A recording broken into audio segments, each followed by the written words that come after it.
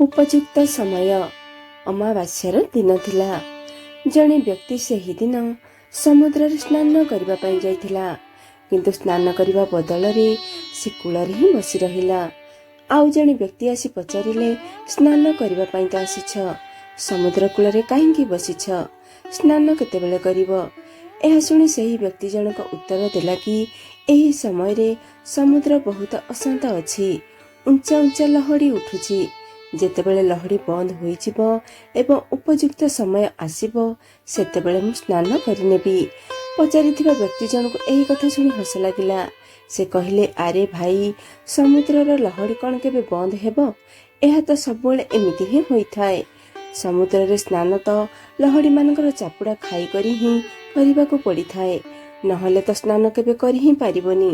ଏହା ଆମ ସମସ୍ତଙ୍କର କଥା ଅଟେ। ଆମେ ଭାବୁଛୁ କି ସବୁ ପ୍ରକାର କାର୍ଯ୍ୟର ଉପଯୁକ୍ତ ସମୟ ହୋଇଥାଏ, ଆଉ ଏହି ଉପଯୁକ୍ତ ସମୟରେ ହିଁ ଆମେ ଆମର କାର୍ଯ୍ୟ କରିବୁ। କିନ୍ତୁ ସବୁ କାର୍ଯ୍ୟର ଉପଯୁକ୍ତ ସମୟ ଜୀବନରେ କାହାକୁ ମିଳିନଥାଏ। ସଂସାର ତ ସମୁଦ୍ର ସମାନ ହୋଇଥାଏ, ଯେଉଁଥିରେ କି ବାଧାରୂପୀ ତରଙ୍ଗ ସବୁବେଳେ ଆସିଥାଏ। ଗୋଟିଏ ସମସ୍ୟା ଦୂର ହେବା ମାତ୍ରେ ଆଉ ଏକ ଅନ୍ୟ ସମସ୍ୟା ଆସିଯାଇଥାଏ।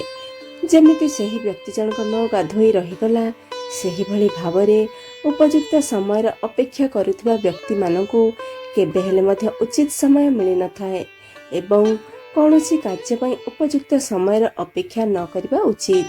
କାହିଁକି ନା ପ୍ରତ୍ୟେକ ଦିନ ଓ ପ୍ରତ୍ୟେକ କ୍ଷଣ ହେଉଛି କର୍ମ ପାଇଁ ଉପଯୁକ୍ତ ସମୟ। ବାଧା ବିଘ୍ନର ଭୟରେ ଯେଉଁମାନେ କାର୍ଯ୍ୟ ଆରମ୍ଭ କରିବାର ଚେଷ୍ଟା କରିନଥାନ୍ତି, ସେମାନେ ନିମ୍ନମାନର ବ୍ୟକ୍ତି ଅଟନ୍ତି।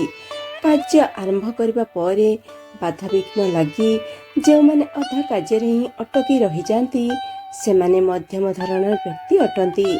ପରନ୍ତୁ କାର୍ଯ୍ୟର ଆରମ୍ଭରୁ ହିଁ ବାରମ୍ବାର ବାଧାବିଘ୍ନ ଆସିବା ପରେ ମଧ୍ୟ ଯିଏ ନ ଅଟକି କିମ୍ବା ଉପଯୁକ୍ତ ସମୟର ଅପେକ୍ଷା ନ କରି ତାର ନିଶ୍ଚିନ୍ତ କରିଥିବା କାର୍ଯ୍ୟକୁ ସମ୍ପୂର୍ଣ୍ଣ କରିଥାଏ, ସେ ହିଁ ଉତ୍ତମ ଶ୍ରେଣୀର ବା ଉଚ୍ଚକୋଟୀର ବ୍ୟକ୍ତି ହୋଇଥାନ୍ତି।